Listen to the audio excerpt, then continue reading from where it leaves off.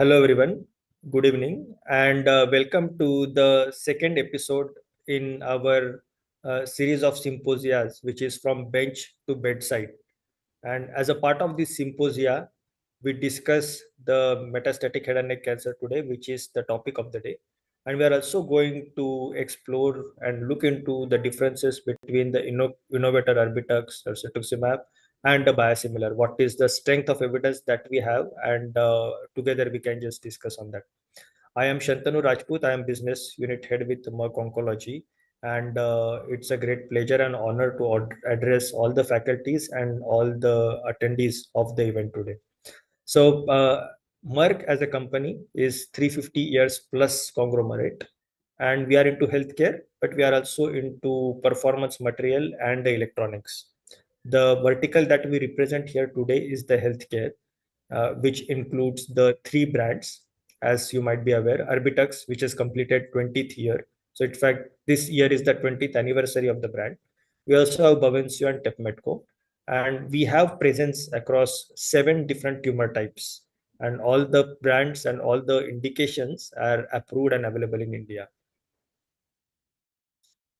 For today's agenda, first of all, I would like to thank for taking time out on the Friday evening in the busy practice hours and attending the session today. And we also know that there are other parallel symposias and the congresses that are going on. So thank you for giving the importance to the topic and the scientific discussion.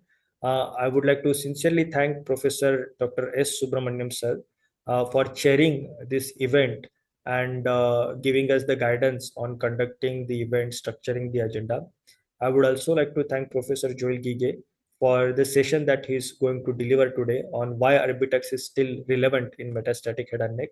And as you might be aware, Professor Gige has been the principal investigator of a landmark TP Extreme trial, which has made more impact in the real world setting, not just in India, everywhere else in the world.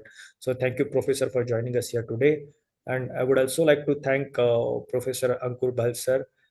He has been he's going to moderate the session, and he also has the biggest Indian evidence in the management of metastatic head and neck, along with cetuximab plus chemotherapy.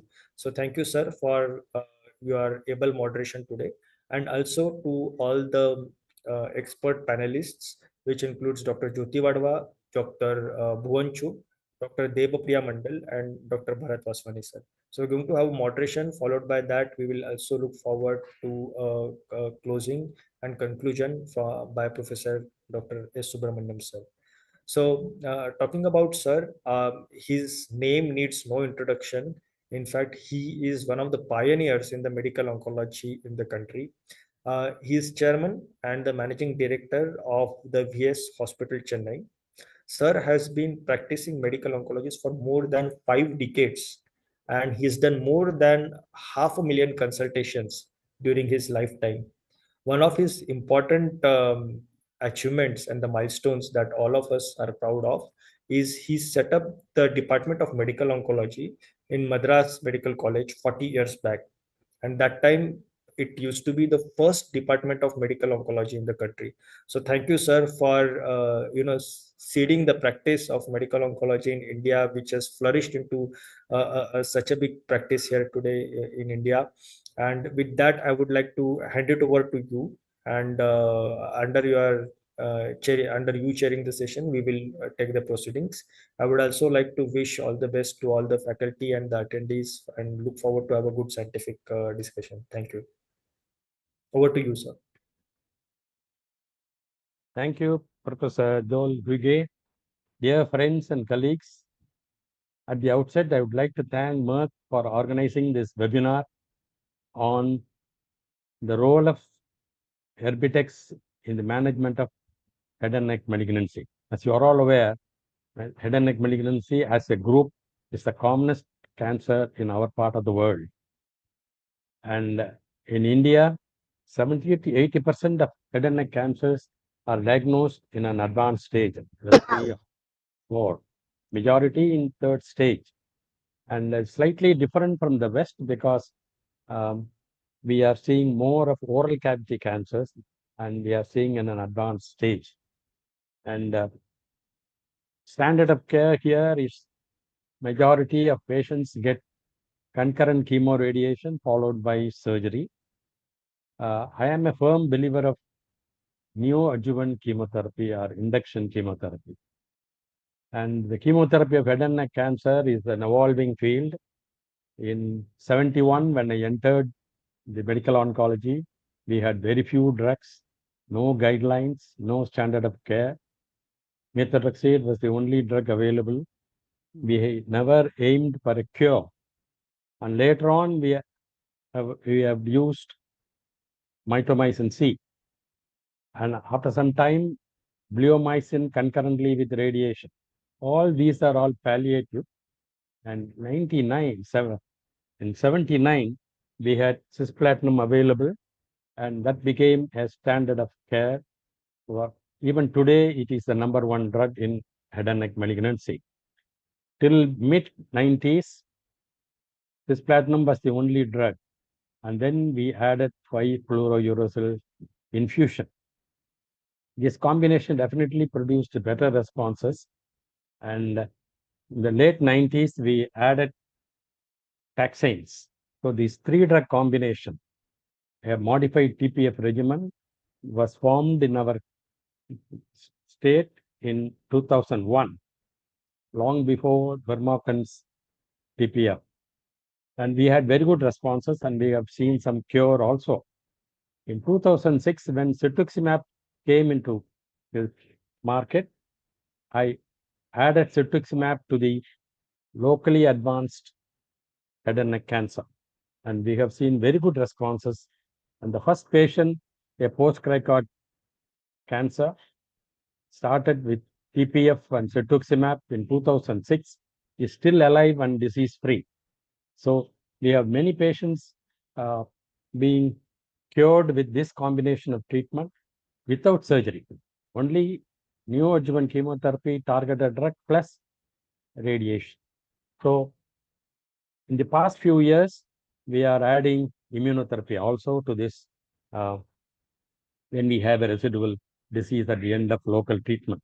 Anyway, the field of head and neck cancer is still evolving, and the role of cetuximab is still significant, and we are going to hear more about it. And today we have the distinguished speaker, Professor Joel Huguet. He is a professor of medicine, currently the head of partnerships and clinical development at Gortec Tours, France. He received his medical degree from Lyon University in 1984. In 2001, he was appointed professor of medicine at the hospital's instruction Armies Val de Grâce in Paris, France. He is an active member of many national and international societies, including ASCO, ESMO, and a faculty member for head and neck cancers, and as a member of the oncology PRO working group.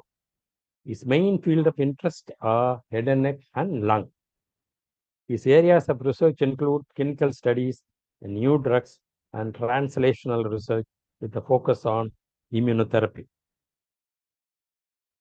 I think he is an expert in this field, and we are going to hear his experience in the management of head and neck cancer.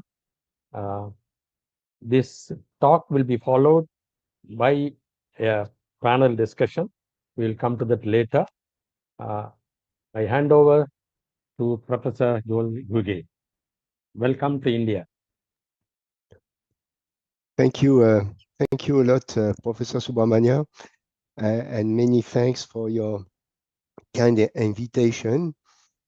I was in India some years ago and was I enjoyed, my trip in India, and I could visit, several cities in Mumbai, New Delhi, and other cities, and I was enjoyed to discuss with all colleagues and to share our experience in terms of treatment of head and neck cancer patients.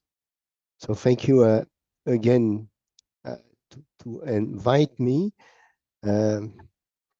Of course, the years passed and I need to change my photo, So do you hear me correctly? Is it okay for you? Yes, we can hear you, sir. Please go ahead, sir. Okay. Okay, so I'd like to focus, on the sequential treatment options for recurrent or metastatic head and neck squamous cell cancer patient, and focusing, on the place of cetuximab at now.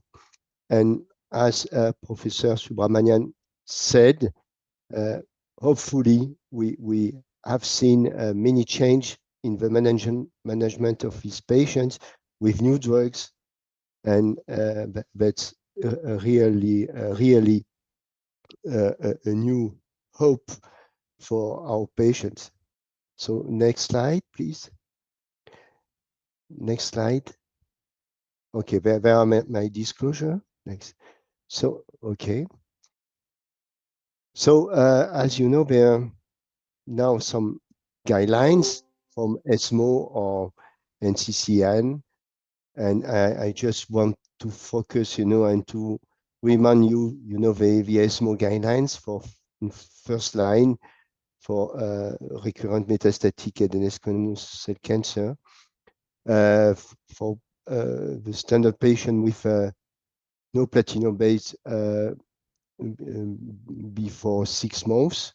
So for PD-L1 positive tumor, following the keynote or 48, pembrolizumab arrived as a new drug combined to only platinum 5FU.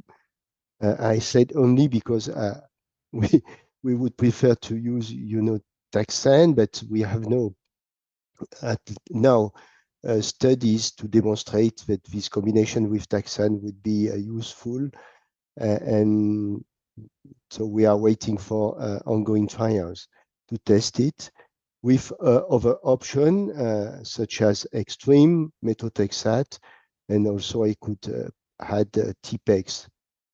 For PD-L1 negative tumor, so there is no approval for pembrolizumab in Europe, and so we use extreme or TPEX. And now for most of the centers, we have replaced extreme regimen by TPEX. Or for patients who are unfit, of course, we have other options that I will detail further. Next slide. So I summarized here, the recent randomized trials. And unfortunately, as you can see, only one is positive, which is Keynote 048 with pembro plus platinum 95FU, which met its overall survival endpoint. TIP extreme, unfortunately, was negative due to the very good results obtained in the control arm with extreme, and we will comment about it. All the other trials were negative, even the last one, with multikinase lenvatinib, the PFS was met, but not the overall survival. And as you can see, Nivo-IP or Durva plus tremelimab were negative trials. Next slide, please. So I think first that we need to focus on the main factors before designing the treatment for the patients. And as you know, there are essential factors to be considered, before starting the treatment. And as Professor Subramanian said, especially for patients with oral cavity, the question is there a need for a quick response? It's often the case for this disease, which is very frequent in your country. So is it a fast growing? Of course, the biological age and performance status is very important to be considered. The social economic environment, of course, with the availability of palliative care, and the CPS level now enter in need to be considered also before choosing the treatment. Next slide. So we can summarize another the schema to choose the personalized first line treatment. So as I said to you, in our mind, the first question is there a need for rapid response or not? In case of need of rapid response, we think that at now the chemo combination is important to obtain a rapid response and to avoid hyperprogression under immunotherapy. So we have two choices according to the level of CPS, or even with the choice between the new standard of care pembrolizumab plus 5-FU or cetuximab plus chemotherapy such as TPEX or Extreme. If there is no need for rapid response, of course, the CPS level is important.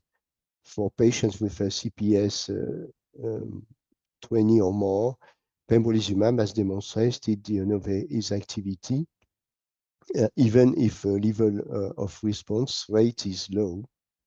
For the other patients, for CPS less than 1, we recommend, and all guidelines recommend to maintain, the chemo plus cetuximab, and between 1 and 20, that's the lack of really knowledge, and so again we have a choice between pembro cetux combination plus chemo. Next slide. So I want to focus on several points, looking at the results of different trials and our experience. First, we know that, as I said to you, that the polychemo with high dose of cisplatin and cetuximab provide the highest overall response rate and the lower risk of progression. And so, as you can see on this slide, so we compare, the level of response rate between the different arms inside the different, the different trials.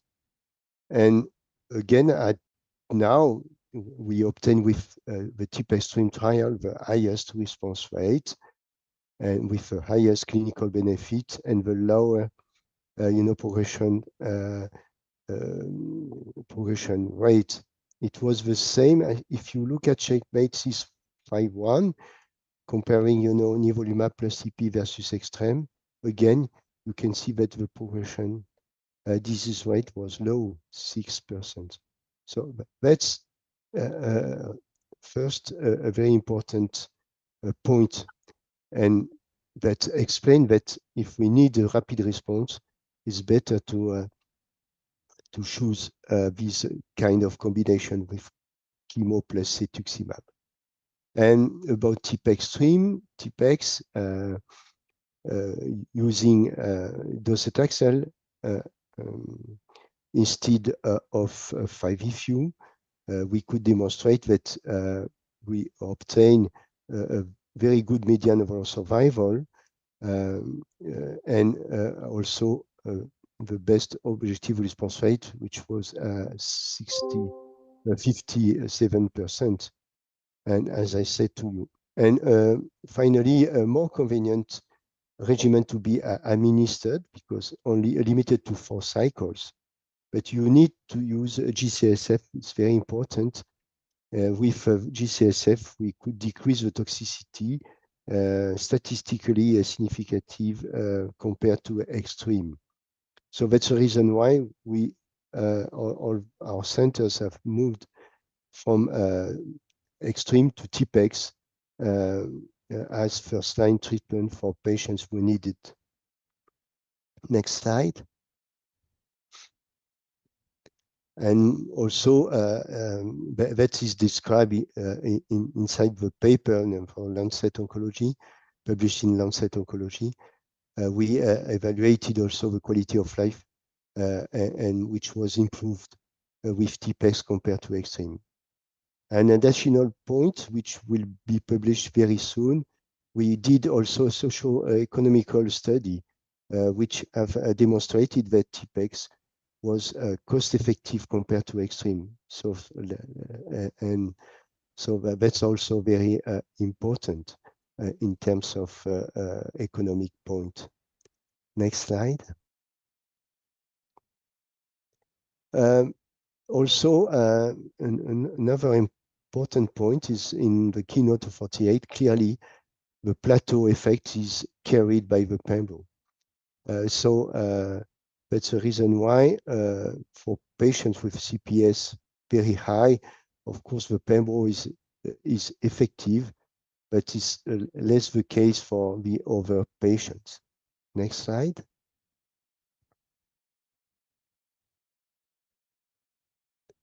So I would just add also for the older patients, fit patients, we conducted, the ELAN program, and as recently published in the Lancet Healthy Longevity in June of this year.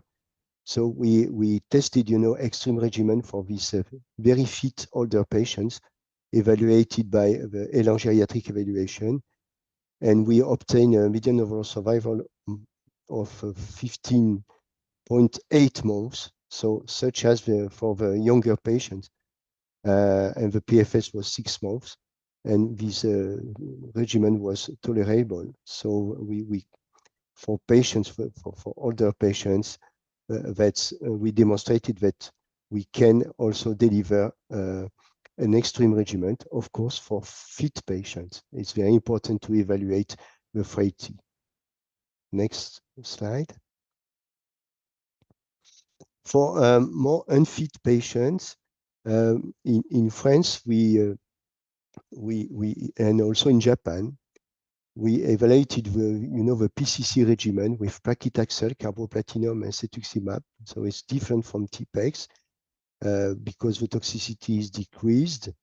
And this regimen is now widely used, even if there's no randomized study to demonstrate the non-inferiority to TPEX or extreme. But the different studies showed that the median overall survival is quite the same.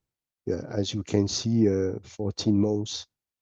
So half of patients are alive after 1 year.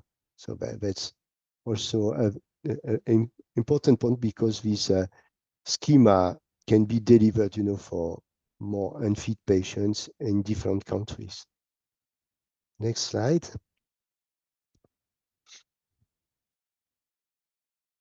And as you know, the study conducted in your country, so with the Tata team from Mumbai. So for unfit population, it's not clearly the same population as the population treated with extreme TPEX or pembro plus platinum 5-FU. For unfit patients with maybe poor social and economical status, so we can use also methotrexate-based chemotherapy as used, but of course the median overall survival is not the same, as you can see. It's different from TPEX because, as I said to you, half of patients are alive at 40 months. And so clearly this regimen is not dedicated to fit patients.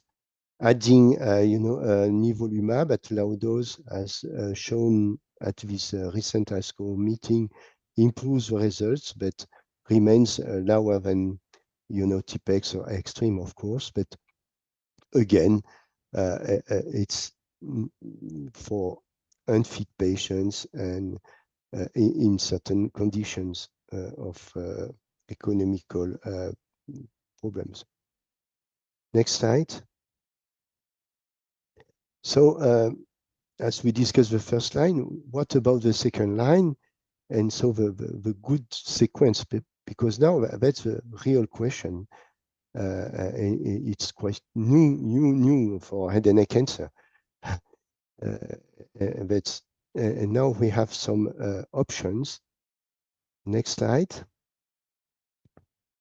So after a first line with chemo plus cetuximab, TPEX or extreme, so we know that with immunotherapy, we can obtain a benefit for patients in second line. And we participated in the Checkmate 141, which established the nivolumab as the standard of care as second line in this setting, compared to investigator of choice with docetaxel, cetuximab, or methotrexate. And so the median overall survival was 7.7 months. Next slide. And if with a TPEX trial, we looked at the patients, the survival of patients treated with immunotherapy after TPEX or after extreme, and we were really surprised to observe that the overall survival of these patients was good, quite 22 months. And so that's is very interesting, because that was the first time that we showed that the sequence of TPEX followed by immunotherapy could provide the best overall survival and compared to the all results provided by all trials, previous trial. Next slide. And if we look at the Kestrel trial, but in fact we can observe the same thing, the same results, and extreme followed by immunotherapy provided quite the same overall survival, 21.4 months, especially for PD-L1 high patients. So that's very interesting, and so we will start a trial named Tatiana to confirm these results. It will start soon with TPEX followed immediately with avelumab and cetuximab as maintenance therapy after the 4 cycles in order to demonstrate that immunotherapy delivered immediately after the best response obtained with chemo plus cetux would provide a very good survival. Next slide. After immunotherapy, such pembrolizumab alone or with chemo, what is the best treatment? The question is unsolved. What we know without any randomized trial, but following several studies and retrospective study, but cetuximab plus taxane plus or less platinum in second line for patients who can receive it may provide the best overall response rate.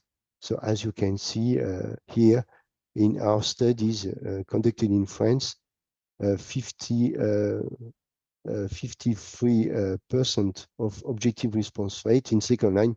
That's not so bad. So at now, following pembro in first line, plus platinum 5FU pembro alone, many centers use taxane, such as paclitaxel, sometimes TPEX for fit patients, or carbocetuximab as second line. But we lack of a randomized study today to demonstrate the benefit of the second line. But it's the standard at now for many centers. Next slide.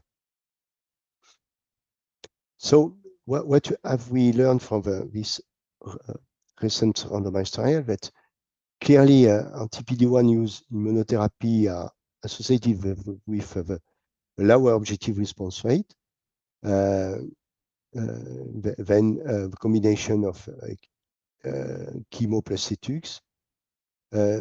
So having just one line of treatment is much worse than having at least two. So we need now to think about the second shot treatment and to be able to prescribe a second line therapy, as the longest median overall survival was obtained with TPEX followed by IO or extreme followed by immunotherapy. And for patients who do not have anti-PD-1 as first line, should have it at the second line treatment. Next slide. So that's the summary of the second shot treatment option. We can see there are some data gap after pembrolizumab plus platinum 5FU. What is the best treatment? That's the question, unsolved question at this time. Next slide. So there are different scenarios, and I did not detail all these scenarios. You can find it in our review conducted by Dr. Saada Bouzid and I, published in the Current Opinion in Oncology. So the first scenario is the pembro as first line, followed by chemo as second line. So there are, of course, advantages and disadvantages of this choice.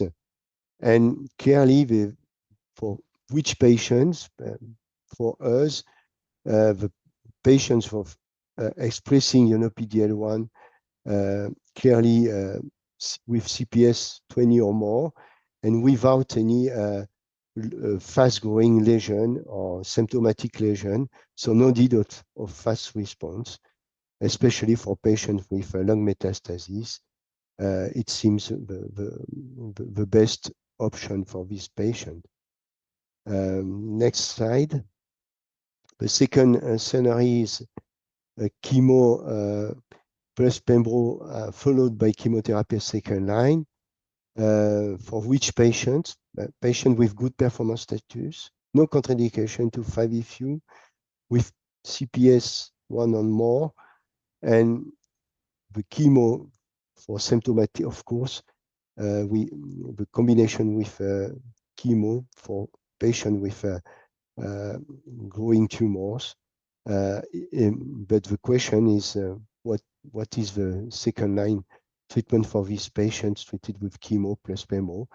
Probably cetuximab plus or less taxane or carboplatin. Next slide. Third scenario is docetaxel or 5FU platinum cetuximab, TPEX or extreme, followed by anti-PD-1. For which patients? For fit patients, not old, with symptomatic fast-growing lesions, especially for tumors which do not express PD-L1 or between 1 and 19. That's an example of a very good response and complete response obtained with this schema, TPEX followed by nivolumab. Next slide.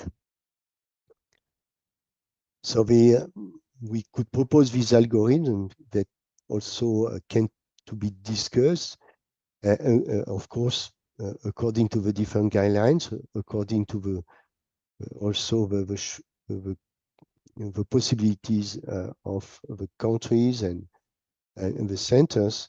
So for platinum-free interval less than 6 months, nivolumab is the only drug approved, and we search to conduct clinical trials with new drugs in this setting. For patients who relapse, 6 months later after the leukoregional treatments, for CPS less than now, so our preference is TPEX, or for unfit patients, PCC. And for more unfit patients, maybe your protocol with a TMC. For patients between CPS between 1 and 20, the question remains open, depending on the need of rapid response, the recurrent, local-regional, or metastatic stage, the level of CPS, and so centers would prefer to use TPEX, and some prefer to use pembro plus platinum for 5-issue. 5-issue is also a problem in Asian people, for Asian people, and because there are many contraindications also. And for CPS 20 or more, if we need an objective response, we need to combine even with this high level of CPS with chemo. And if there's no need of objective response, pembrolizumab first, and followed in case of progression with a combination with cetuximab-based combination. Next slide. I think it's my conclusion. I hope I was on time. So what to conclude, that the pembrolizumab monotherapy has the best therapy index, but only a small subgroup of patients that I tried to define. So the combination chemo and only platinum 5-FU is approved, plus pembro is approved in Europe for CPS 1 and more patients to avoid the early progression that we observe with pembro alone. Of course, we would like to improve, the chemo protocol with new drugs such as taxane and more, but now we have no results about it. So cetuximab plus chemo is recommended for CPS less than 1, and when there's a need of urgent or deep objective response, and as I showed to you, TPEX or PCC are associated with a better safety profile, and without the constraints of a 5-FU infusion, the TPD to search for TPD status, and with a better safety profile, as we demonstrated with a TPEX twin trial.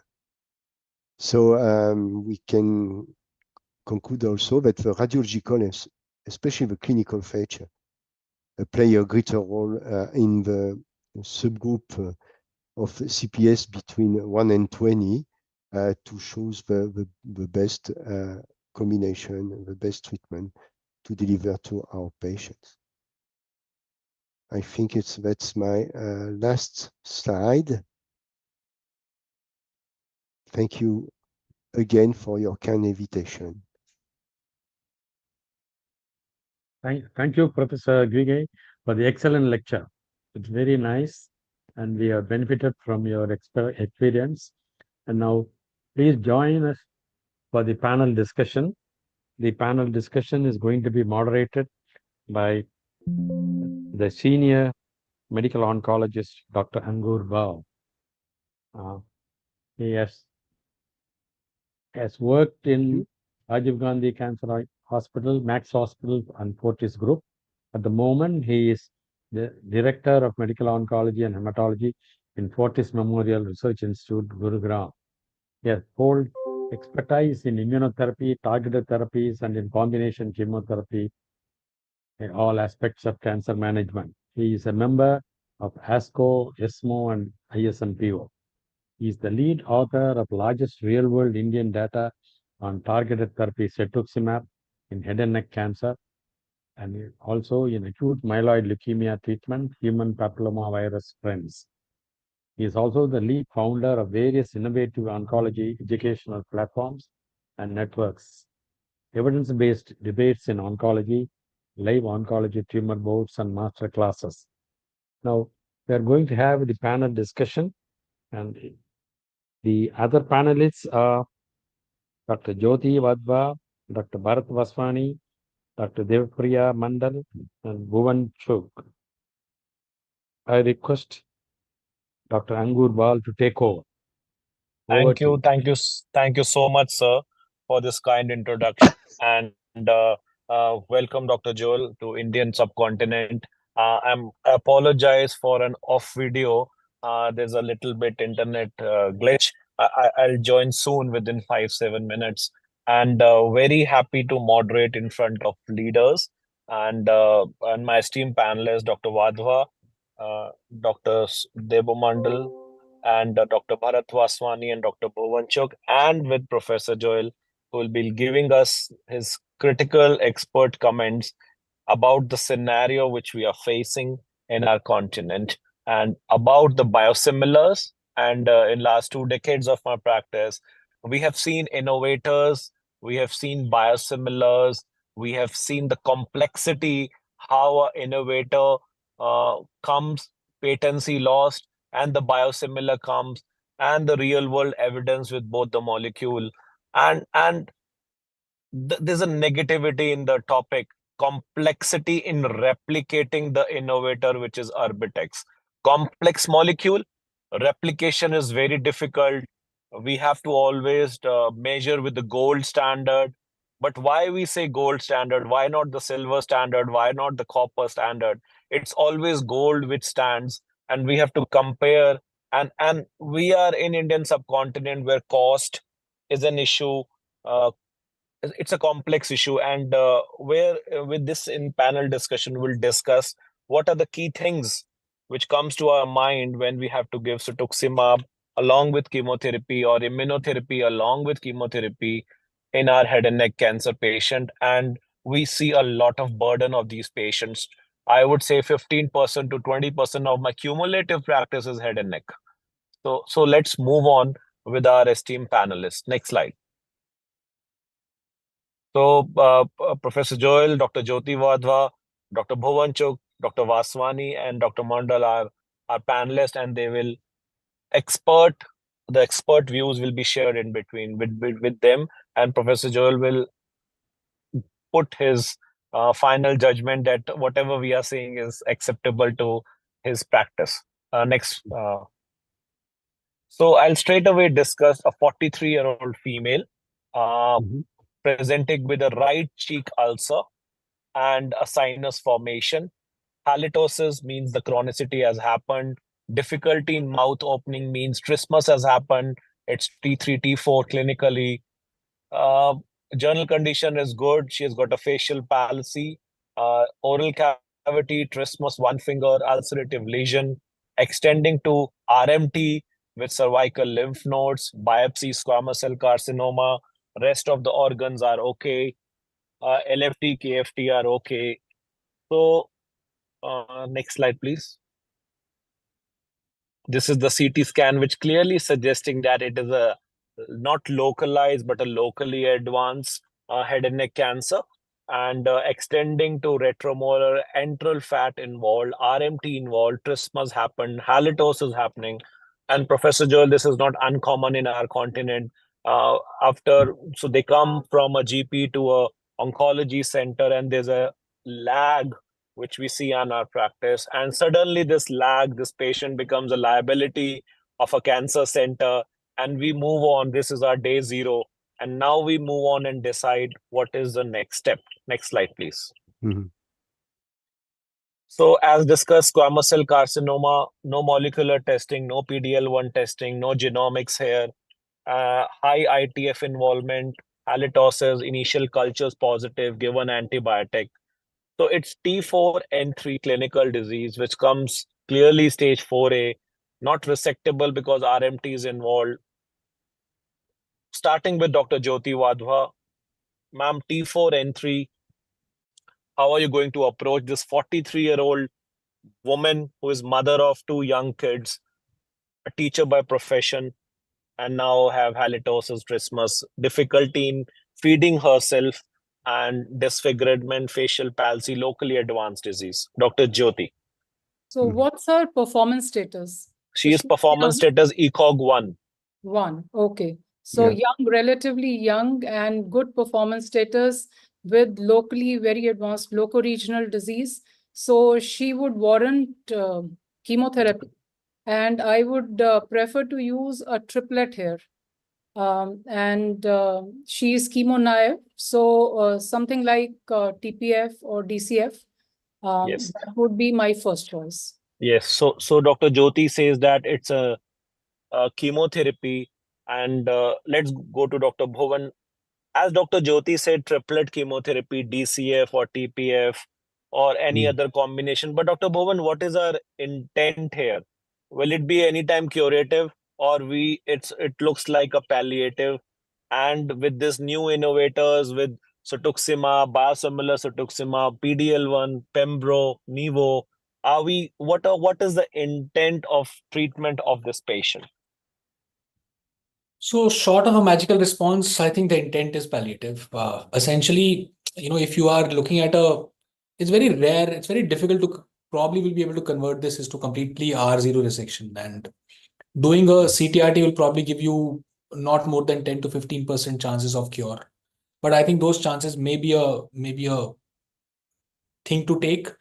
However, if we decide as a multidisciplinary discussion, and you've obviously had to have a discussion with the family, considering that she's young, I think that's the only reason we are pushing it towards a curative intent. And I think probably I'll agree with Dr. Jyoti with, if all things given, doing a DCF or a TPF, doing first and then seeing after 2 cycles that she's unable to tolerate, moving on to a CTRT, maybe one option. Or the other option is that you decide that she may probably survive for 16, 18 months with a palliative intent. I think these are the two options. I'll probably take the first option first, and then probably if it's not Rightly working out, said, then very rightly said. Dr. Vaswani, Sir, anything which you agree with Jyoti and Dr. sir, Bhuvan, please do not say probably, that. Yes. yeah, What else yes. Ji, sir. Sir, probably this is a palliative intent. Once you have a high ITF involvement, one of the things which makes it inoperable because it is high ITF, I probably may not go for a TPF of at least a cis docetaxel that I commonly program, because majority of the time this is not a curative intent for all purposes according to me. This is palliative, and so we have to sequence our option to get the maximum response, which includes radiation also. But probably at this time, sir, I'll start with a cis dosi with some of the targeted therapy, either a cetuximab or a pembrolizumab. Probably TPF in a palliative setting, I may not be so keen enough.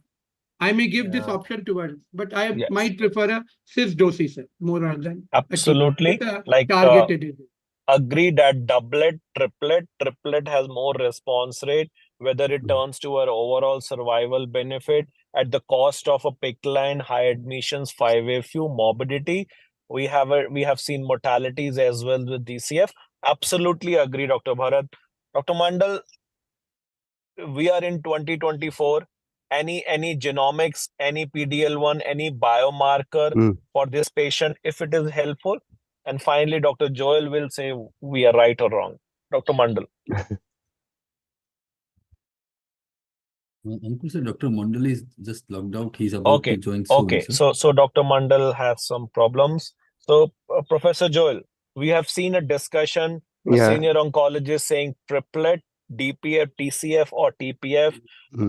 Dr. Bhuvan agreeing that it's a palliative intent. Dr. Vaswani said that 5FU may not give me that advantage. Happy with taxanes and platinum.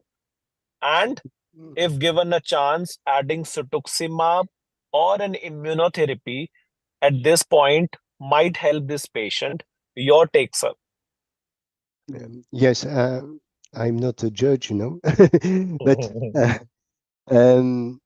I agree that the discussion is between, as the patient, she's PS1. We don't know the PDL1 status. So without any PDL1 status, I think that the discussion is between TPF followed by chemoradiotherapy, maybe, or TPEX first, followed by immunotherapy. In my mind, I think that's a very, very big tumor. The involvement is very important, and I think that we are more in a palliative setting, and I am afraid about, the toxicity of TPF. You know that with the GORTEC, we conducted several studies with TPF followed by radiotherapy plus cetuximab, and we observed more than 7% of patients who died, due to the induction chemotherapy with TPF. So I think that with TPEX, the toxicity is lower with a very high level of response rate. So that would be my preference, with TPEX followed by immunotherapy for this patient. Of course, TPF first, followed by radiotherapy if it's possible. If it's possible. Plus, the discussion is platinum. We know that the toxicity is very high. So radiotherapy plus cetuximab, as with the trampoline studies, but the toxicities is a big concern. So that would be my proposal, that of course would be discussed hardly with onco-radiotherapists and colleagues inside the board. That would be my first choice, yes, TPEX for this patient. So just a question to Professor DK. How about giving 2 cycles? Because that's what we do normally. And we have sometimes seen beautiful responses with a triplet chemo. And I suggested that just because this patient is young and fit. So how about giving her just 2 cycles of TPF or DCF and then reassessing? And if the response is not satisfactory, then one could, modify it to TPEX or, add on the cetuximab? Yes, that's another option, as I said previously. My only concern is the risk of death, clearly. And as I explained to you, with a large randomized study, we tested, this combination, and we were very disappointed compared to the chemoradiotherapy alone. And so we did not demonstrate any survival benefit from induction followed by chemo radiotherapy plus cetuximab compared to the standard chemoradiotherapy. So that's our experience. I would say that following, the TPEX trial, I think that at now more centers prefer to start with TPEX. It's palliative. Absolutely. Yes. So intent looks like palliative. Dr. Jyoti rightly said, and we also follow this practice that give 2 cycles, whatever we are using. If we are using a triplet, just test this patient for 2 cycles, be gentle in the first cycle, gain a response, give second cycle, do a scanning. If responding, we might go for a third cycle. If not responding, then local therapies in the form of radiation, concurrent chemoradiation, or addition of a cetuximab or addition of a pembrolizumab should be our next step. We follow both these practice. We usually we go for TPEX, cetuximab, docetaxel, cisplatin. Cost comes here in between. But if the patient is paying from the pocket, there's no insurance, and cost is a concern, 2 cycles of paclicarbo or docetaxel, cisplatin, TPF, and then deciding what is the response rate. If not responding, there are 20-30% of the patient who do not respond, then we can go for the local treatment. Concurrent chemoradiation also, that is also a valid discussion here. Professor Joel. Yes, I agree that it's another option. As I said, there are the 2 possibilities, and it's not. That's also a good option to start, but again take care of the risk of toxicity with a TPF, clearly. Yes, absolutely. So let's move on with the next discussion. Next slide, please. Next slide, please. So here comes, so we are discussing a P drug, a drug which is personalized, preferred, or a priority. We have discussed here that we have a priority here among our panelists, a triplet, doublet, Cetuxi, PDL1 there, we can add IO. So this is the combination which a oncologist or a multidisciplinary tumor board discusses on the basis of efficacy, safety, cost, convenience, dosages, mucositis, risk factors, Asian population, heart diseases, 5FU, PICC line, chemoports. So these are critical thinking, which tells or which decides for a patient's view that which is the best combination and what are the practices. I want each panelist to discuss on this P drug, and so that we can move on to the biosimilar issue, which is the topic for tonight. Dr. Jyoti, Dr. Mandal, and Professor Joel, and Dr. Vaswani as well. So as you rightly mentioned, all these factors are taken into consideration, but the most important ones are the first three: efficacy, safety, and obviously the cost. But efficacy and safety are topmost priority in decision making. Yes. Dr. Bhavan? So I very well agree. I think as we are obviously looking at the data which is evolving, more and more hair splitting of the Keytruda versus Cetuximab has happened. I think the efficacy is something which has turned out to be something which has really, really stood out, because I think we broadly agree these are all, because we use them so often that most of them are safe drugs. I think efficacy has become the most important parameter for us. So, doing the PDL1s, understanding which PDL1 where Keytruda works and where does it not work, that is also very important.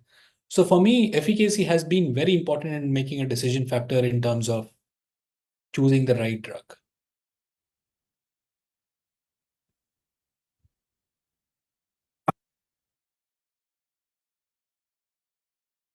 Hello. Swani, is 5FU out of practice? Is 5FU out of practice? What? Sorry? For me? I'm asking, is 5-fluorouracil out of practice these days? I think what you're asking is 5FU. Dr. Vaswani is asking what Yeah, is sir. on the Sorry. 5FU. Sir, I don't, sir, it depends upon what my intent is. In a palliative intent, I don't start my drug. What everybody said, I fully agree. But for me, efficacy, both drugs are efficacious, sir. At the end of the day, it is how you sequence. A young fit person in a palliative setting, I do a PDL1. If PDL1 is less than 1%, then I start with Cetuxi with my TPX, what X is there. If the PDL1 is more than 1, then I add my IO. What is more important is at the end, the patient should receive all the effective drug in a proper sequence, because that is where, if you see, even in a first line, second line, if you sequence it properly, you are supposed to get close to 2 years. So both combinations are efficacious. It is the fitness of a person. Cost is always a constraint that will determine. I don't use 5FU in a first line in a palliative setting, sir. Yes, what madam told is 3 drugs that is only given. If you see the study text 32334, curative setting, you give a 3 drug. In a palliative, I think so. It is always important to preserve the patient, because most of the time, poor nutrition, everything, 90% of the time, they may not be fit for 3 drugs. 5FU, yes, I never use it in a first line, sir. I probably may use in a second, probably in the later lines, probably in as capecitabine also sometimes I've used, probably as a part of metronomic therapy I have used, but not as a first line, sir, mostly. Even if I have to give IO, I give with Platins and Taxol. And if I have to give in Cetuximab, I use with Platins and Taxol. So I'll just convey Dr. Professor also this. So in Tata Memorial with Dr. Kumar Prabhash and Dr. Joshi's group, so there was a study in which double drug and triple drug were compared in a neoadjuvant setting, and ITF high ITF, low ITF were the criteria. So the operability in a neoadjuvant setting did not change whether 3-drug or 2-drug were used. Tata Memorial is a very busy hospital, so they preferred a daycare paclitaxel and carboplatin instead of a 5-FU infusional 6-day regime with a chemoport or a PICC line.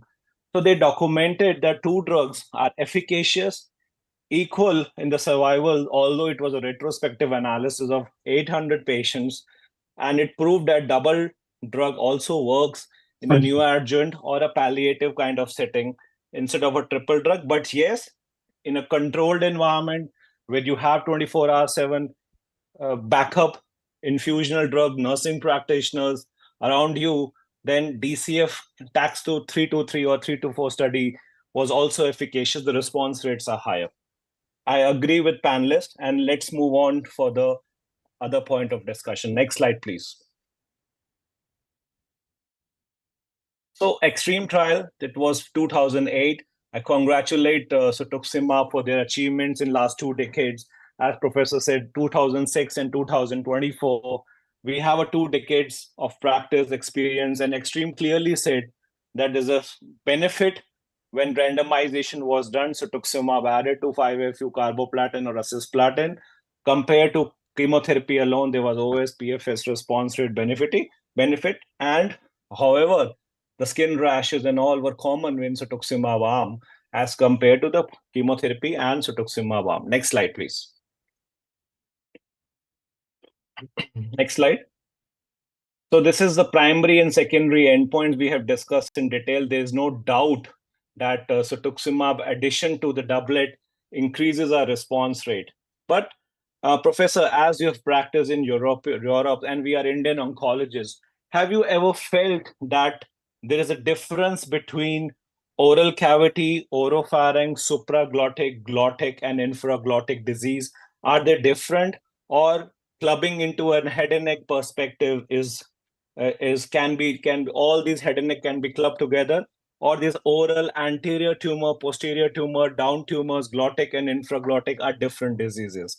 We want to hear your perspective because we have a different practices here in northern India and southern India, and we see a lot of oral cavities in our practices. Yes,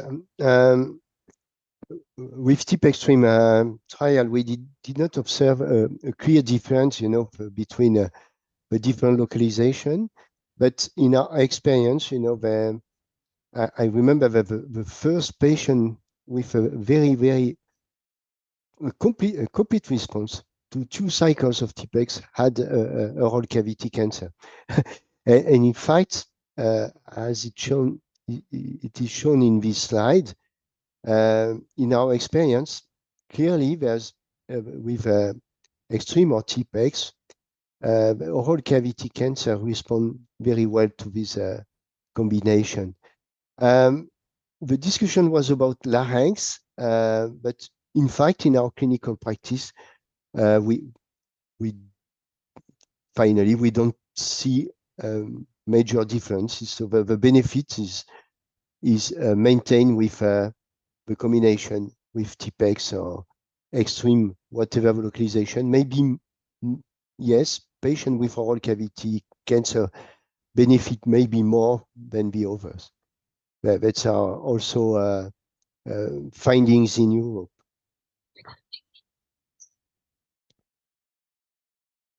So, Dr. Jyoti, practicing in North India, the tobacco use, the HPV documentation, PDL1, yes or no, inflamed tumor. So do you think that patients with oral cavity with tobacco usages, HPV status unknown, they behave differently as compared to an oropharyngeal, tonsillar, or a soft palate or a vallicular tumor? Dr. Jyoti? Yeah, they do behave differently. And as you rightly mentioned, the etiology may also differ, as we know that for oropharyngeal HPV, prevalence is higher compared to other sites. So the presentation also varies, therefore. But as you rightly mentioned, most of our patients are oral cavity and majority are tobacco related. And tobacco with or without ethanol, so double insult at least there. So yes, they are different. Yes. So here comes a need. So Dr. Bhuvan and I think Dr. Vaswani can also comment on this. So our patient who come to our OPD who are in trismus, few may have stridor, there will be a lot of pain because of the disease and the clavicular cervical lymph nodes. So is there an urgency to get a response? Because we know that in a first line setting, a Keytruda plus chemotherapy, the failures were also there. The 40 to 50% failure, the response rate was not beyond 45% or a 50%. So if there is a trismus, too much pain, a bit of stridor, difficulty in swallowing, so, Dr. Bhuvan, is there a need, is an urgent need which can be fulfilled in 2, 3 weeks? Patient burden can be brought down, and then we can proceed with a long game. And we need some responses initially. So, do you see in your practice that this urgency, a bit urgency, is required in such patients? Oh, definitely. I think that's one of the most important questions when it comes to head and neck. I think because the symptom load is so much that you really need to get a response for the patient to even survive a day. As in, obviously, I think he's just simply dragging himself with the amount of disease burden he has. So what I generally do is I think I divide my patients clinically into two. First, rightly, as you said, the patients who need a response right there, right then.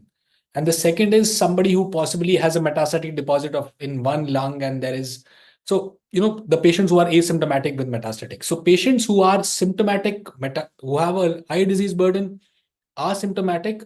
For me, it is most vital for them to get a response. And the way I divide them is, if they have a PDL1 of more than 50%, I'm fairly certain that they will respond well to Keytruda. But when along with chemotherapy, I mean. And when they have a PDL1 of less than 50%, that's where I start doubting myself that for a patient at this high disease load, can I take a chance of giving Cetuxy, or can I take a chance of giving Keytruda with chemo, or should I simply opt for Cetuxy there? So between 20 and 50 is a bit of a gray zone for me. Anybody who has a PDL1 of less than 20 and has a high disease load, I simply shut my eyes and treat them with chemo plus Cetuxy, because I simply believe that it's a better combination to get the disease load down and to get a symptomatic relief. Somebody who has a less disease load, somebody who is not symptomatic with the disease, I can take a chance of anybody who's possibly more a PDL1 positive doing Keytruda plus chemo. But somebody who has a high disease load, a PDL1 of 50 is the only place where I'm most confident of using Keytruda. Less than 50, I think I start bending towards Cetuxy to get that response. Absolutely right. Bang on. Gold standard statements. Dr. Bharat, you have a different point of view. Sir, you have actually answered the previous question with whatever comments you made in this case. Sir, oral cavity, we need to understand Cetuxy works very well. Probably where you should think of what you have told in your question. Oral cavity, a patient who is not able to open mouth. So what you want is first the percentage of patient responding and the rapidity of response.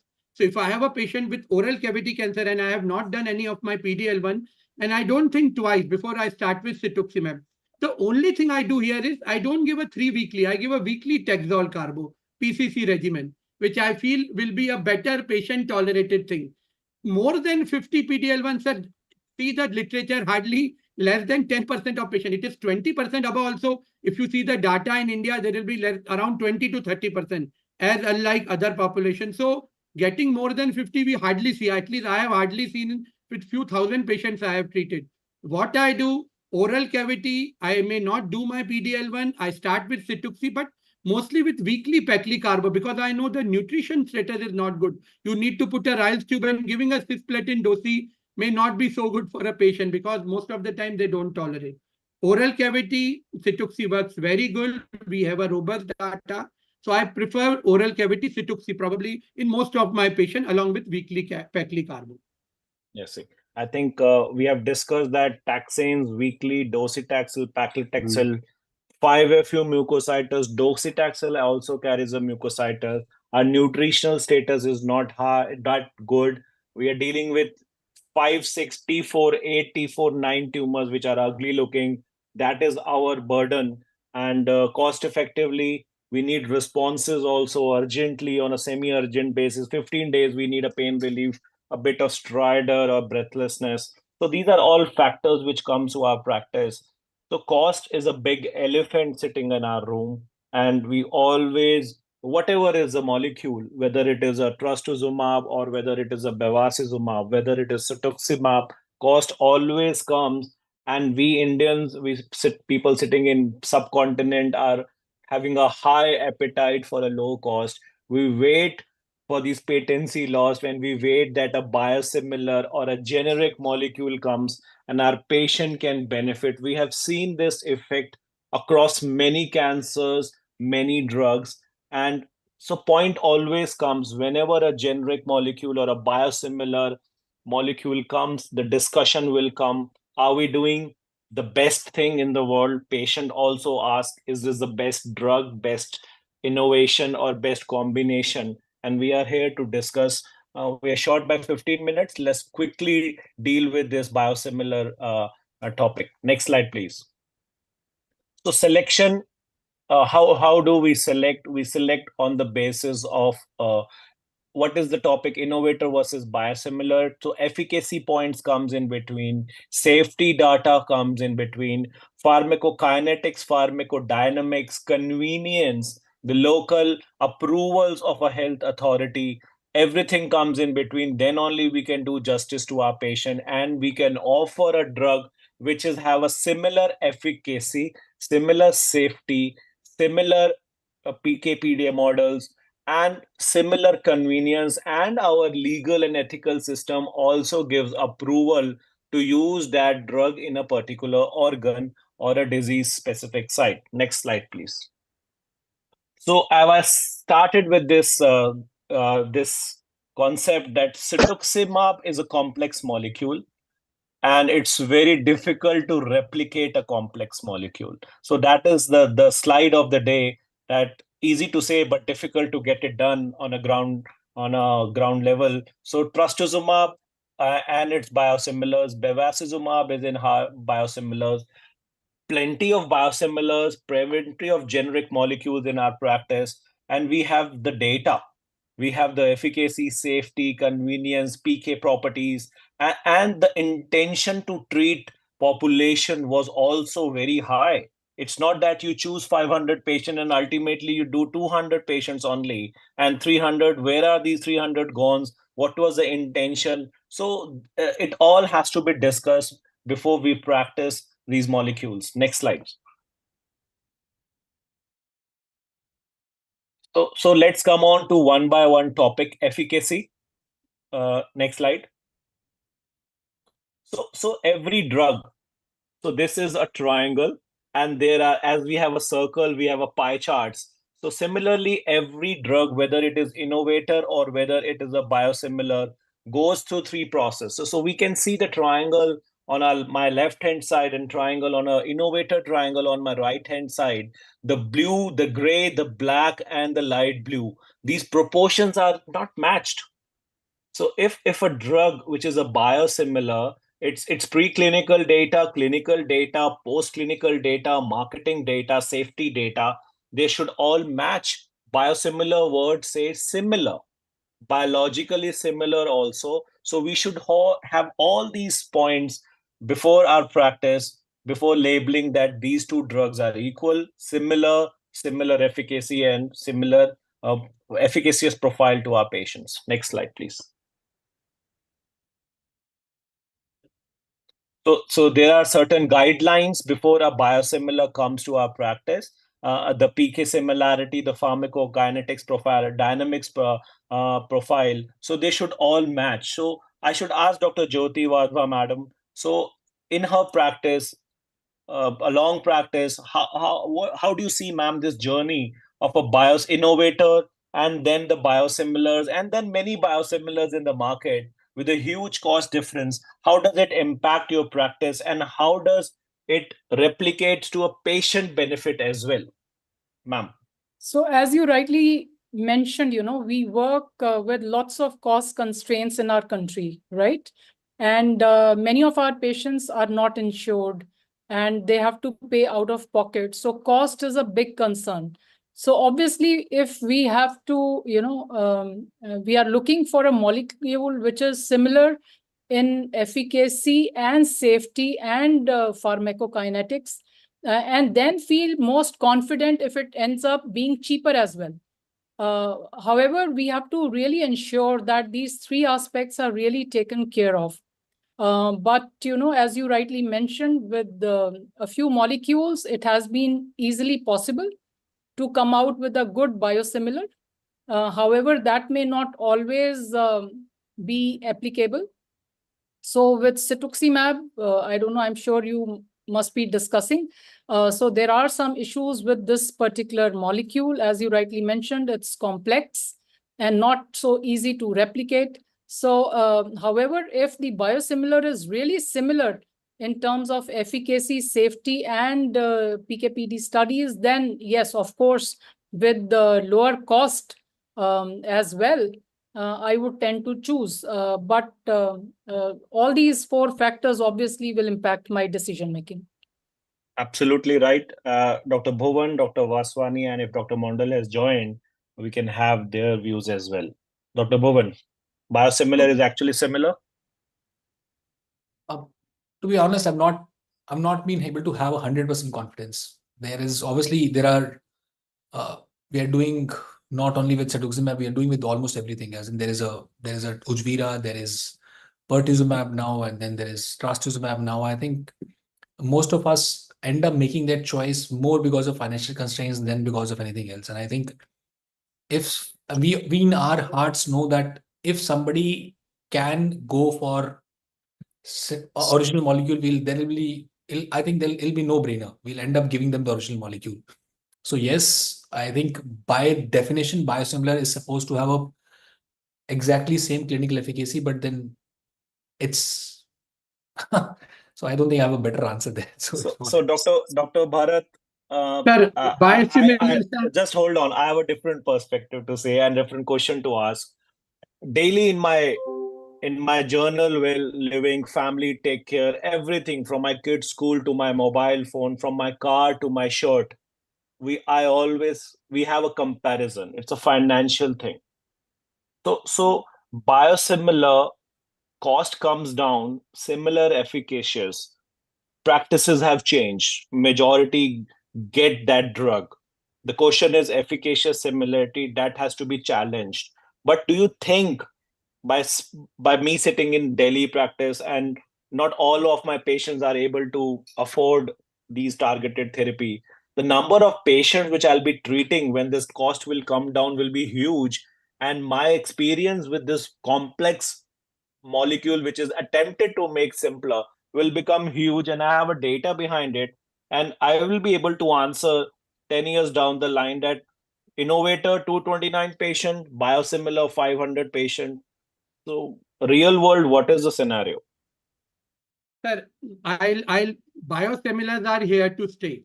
Sir, leave apart cetuximab. The first thing was rituximab, and we all know beyond doubt that the Dr. Reddy's it started.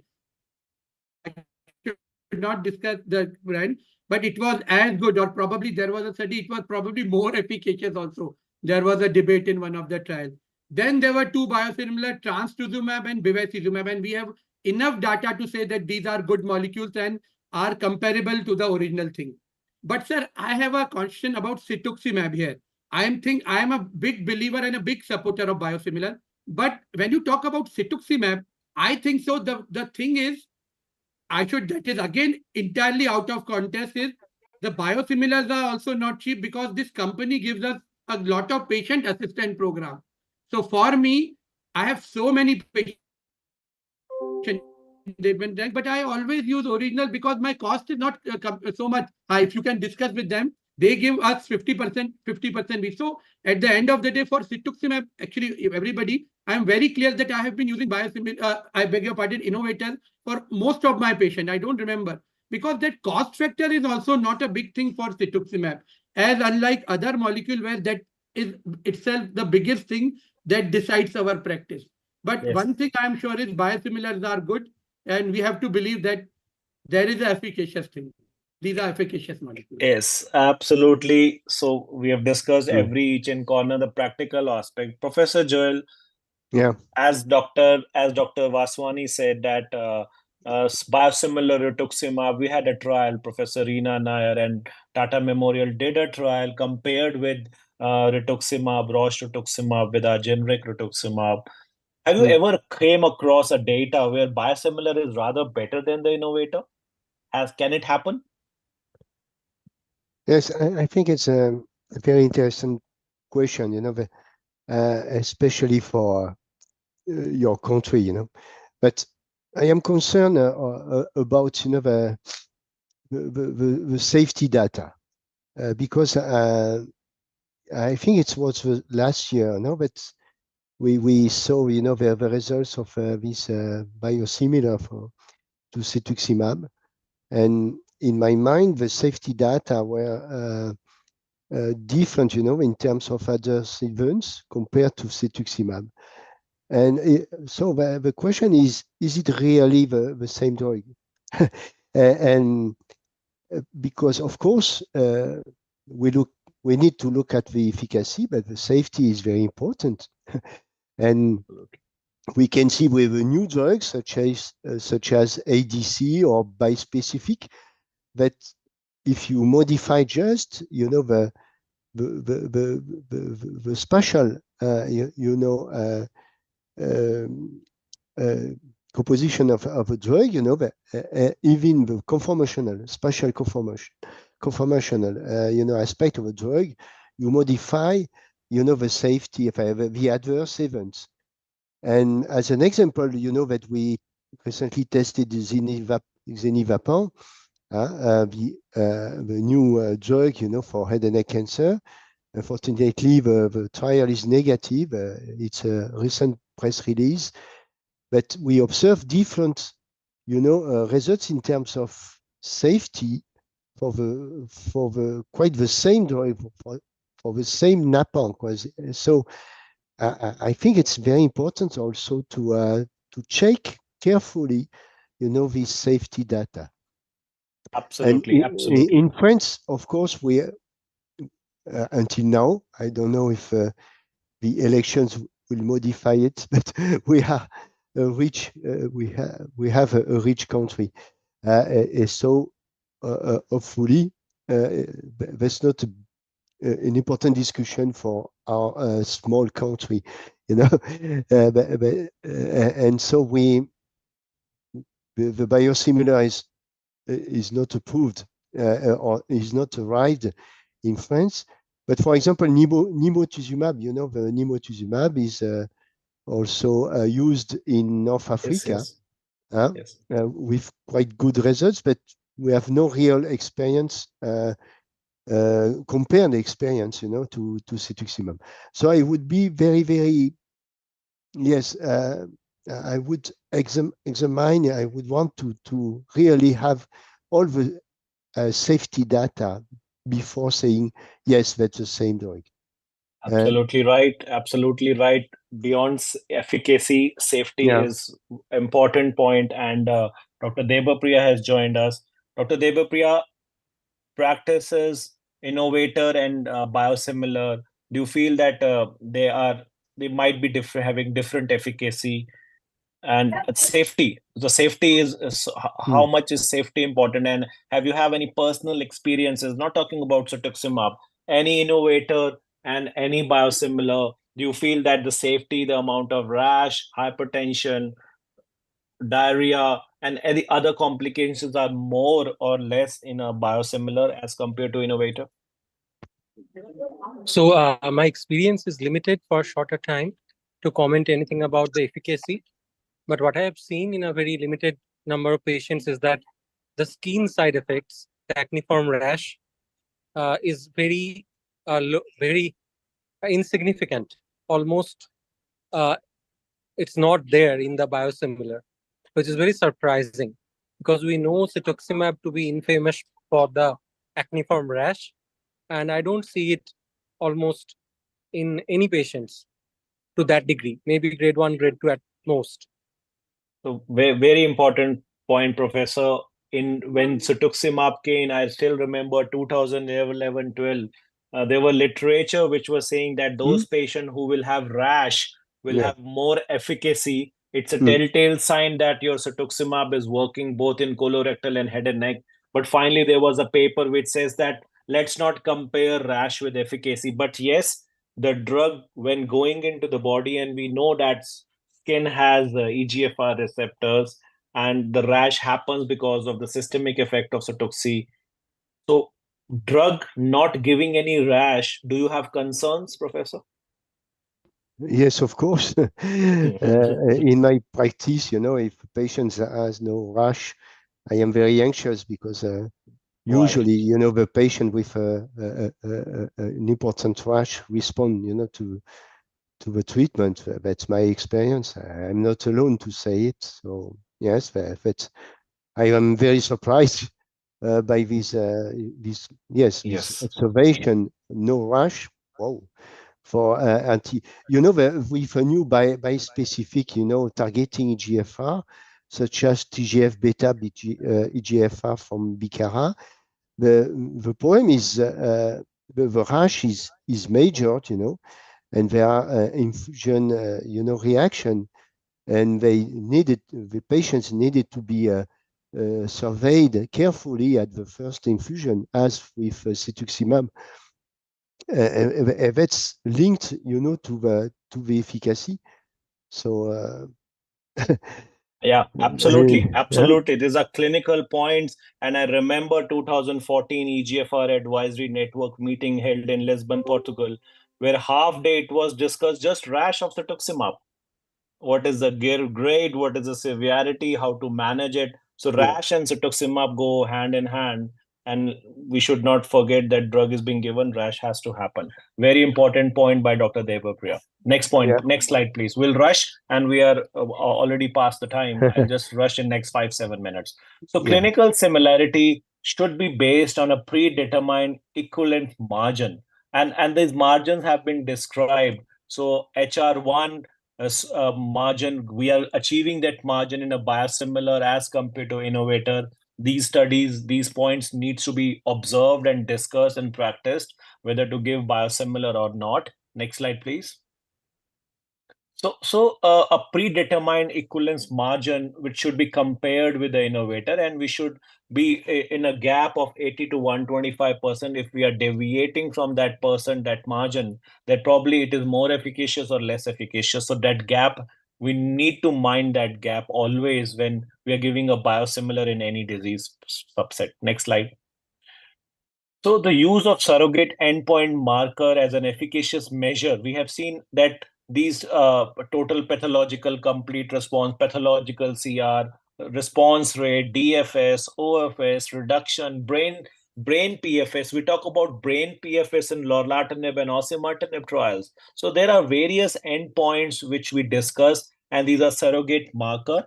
A biosimilar should also have these surrogate markers, and that is the point which always have to be taken when efficacy is discussed. Next point.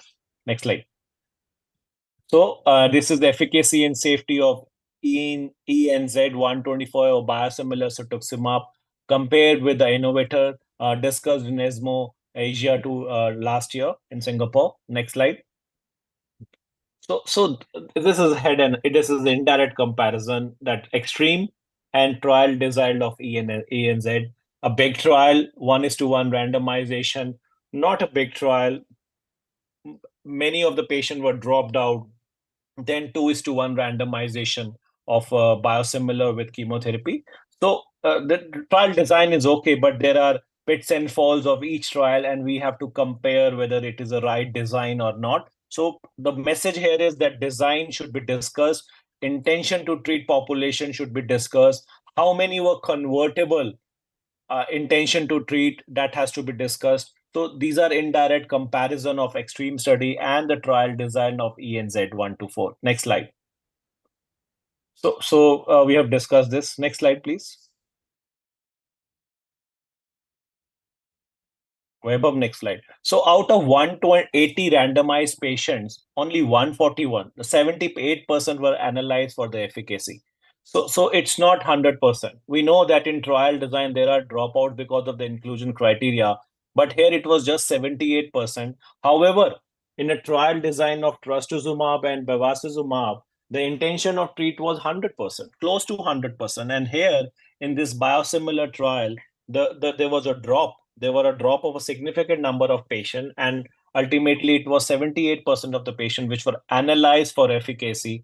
So Dr. Jyoti Wadhwa rightly said that we have to choose this biosimilar, and we have to rightly choose this biosimilar before bringing on to the practice. Next slide. Next slide, please. I'll ask the organizers to move on the slides quickly, please. So the intention of treat principle, how to assess the true effect. So there can be a pseudo effect, there can be true effect. So deep dive into the study will actually tell us what is the true intention of treatment and whether the percentages were fulfilled and the right number of patients, the power of the study, the efficacy of the study has been fulfilled or not. That needs to be studied well. Next slide. So coming on to the various, we've discussed that trastuzumab and bevacizumab, the intention of treat population was close to 100%, which was 78% in this biosimilar study. And this is a critical point. Next slide. So coming on to the safety profile of this drug, rightly said by Dr. Debapriya and echoed by Professor Joel, that we need, beyond efficacy, the safety is a major concern. If you are not having rashes or having rashes which are beyond the criteria and other side effects, we need to look at this study very well. Next slide. So this is the safety trial of extreme trial. This is the safety data of the change 2 trial. And in next slide, I will say that our published data of 229 patients from cetuximab, the safety profile, although it was a retrospective study. Next slide. It was a retrospective study which we published 4 years back. The safety trial, the safety data matched with the extreme. Indirect comparison, but it's a real world evidence from our country that the safety profile, the rashes were higher in our population, and the reason is humidity, many factors. The rashes were higher, and so it matched. However, in the innovator trial, next slide, please. Yeah, so serious adverse effect were almost 2 times compared to the innovator. Although it was not statistically significant, it was the p-value was 0.006, not significant, but the trend was that the serious side effects were doubled up, 23% as compared to 13% of the population. That needs an understanding statistically and clinically also, that why it is happening and what is the reason behind it. Next slide, please. So again, pharmacokinetics and the pharmacodynamic study, with due confession that I'm a clinician, our insight to pharmacokinetics and dynamics is not as headstrong when it comes to a lab or research molecule. But when this drug innovator, this biosimilar was compared to the innovator, there was deviation. We can look at the next slide, and next slide, please. So at visit 6, when pharmacokinetics parameters and the samples were drawn, which the parameters are either touching or exceeding the 80th to 125 equivalent margin versus innovator. So this is not a healthy sign when at various visits, visit 1, 3, 2, 3, 6, 4, 5, 6, they are not matching, which is 80 to 125%. We need to discuss this very critically, that are they similar? In what way they are similar? The pharmacokinetics and dynamic properties are not matching with the innovator. So what is that criteria of similarness? Professor Joe, if you can throw some light on this part. This is important to us.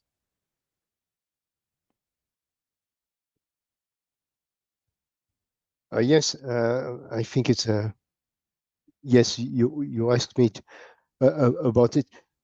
First, I think that as you show, there are some concerns about these results in terms of picky parameters, you know, because the level of you know, as shown in the slides, is quite intriguing, you know, but it's 143, 143 for the CI 90 upper. That's so. The question is, so the you know, the deliver this very high, you know, number. So the question is it safe to deliver such a high level of dose of this drug, and can we make a relation with the increased adverse events that are observed and not really well defined also. So we don't know exactly if it's safe. We know with immunotherapy it's not a very good thing, you know, to deliver a high level of drug, and we try to decrease, in fact, the dose, the total dose of immunotherapy. So that's my question about this drug. For me, that's a concern. Beside the other observation that you did about the ATT analysis, ATT analysis is mandatory, you know, for a trial, and you cannot publish, you know, inside a good journal such as Lancet if you do not conduct, you know, ITT analysis, and why patients were excluded from the analysis.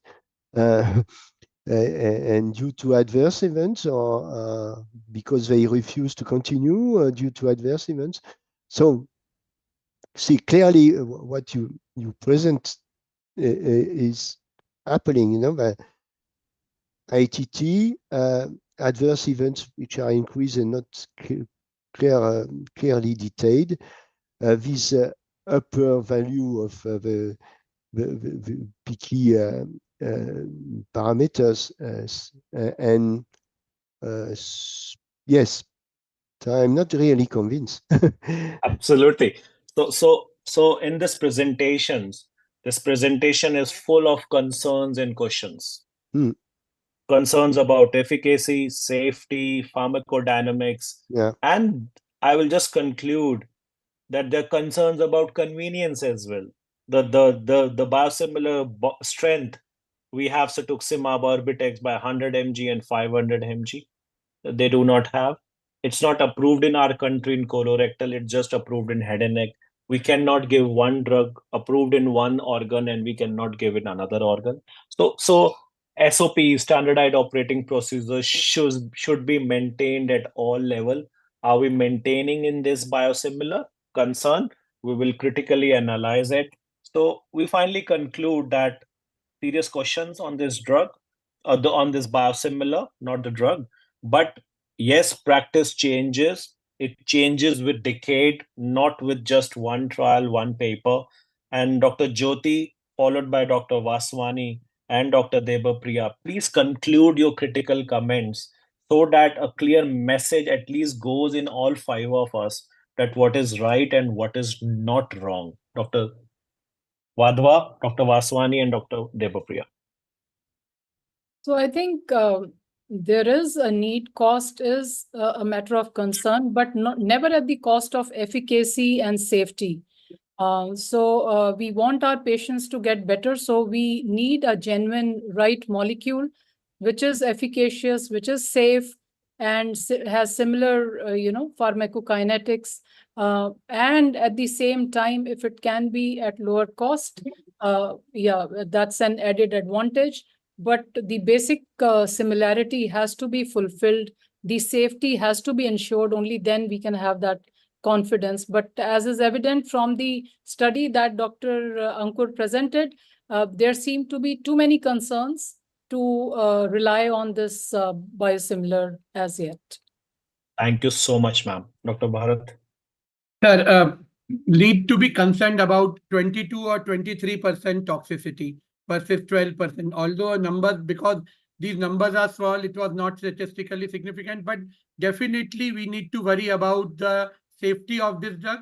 Secondly, a lot of liberties has been taken to get it approved. Like what you said in visit 6, that is causing the upper limit of 125, 127, 143. So definitely for me, sir, I told you apart from this molecule, others I am comfortable here. I think I'm more comfortable and I have been using my innovator till now for many of my patients. Again, I say cost is not a constraint because company helps us in our poor patient with 1+1. So cost is also not a constraint for us in this molecule.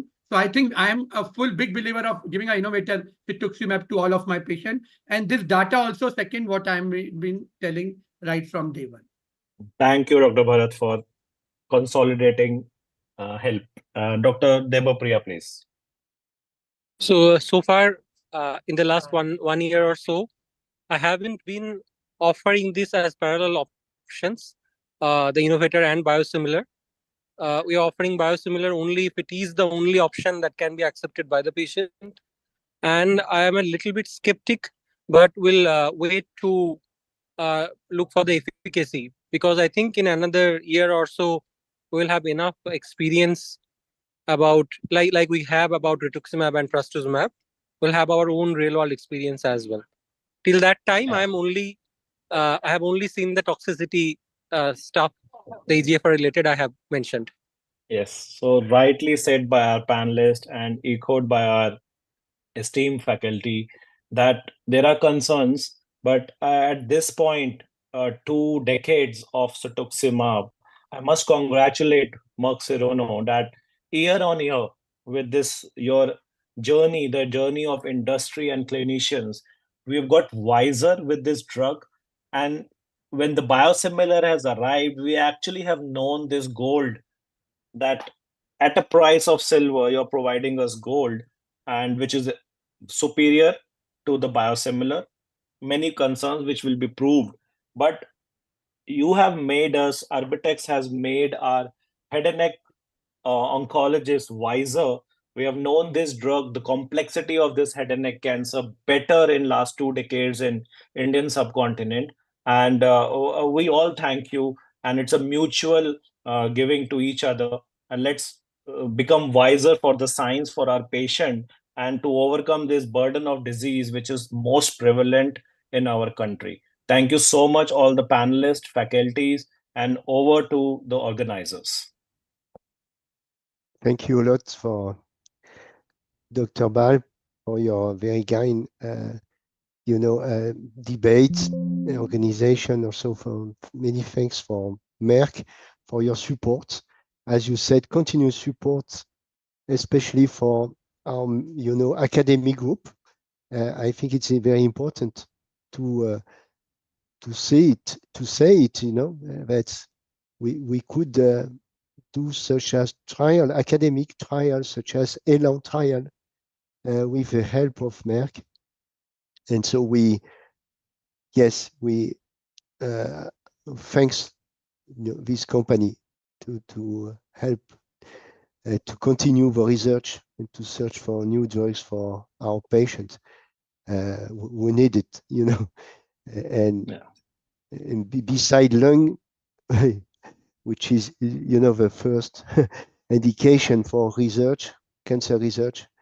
Now, head and neck cancer, fortunately, can, benefit from this new research. And thanks again for your help, really. Thank you. Thank you. Thank you. So thank you, everyone. Thank you, everyone. I hope that I could visit again India and to see you all. It will be with pleasure,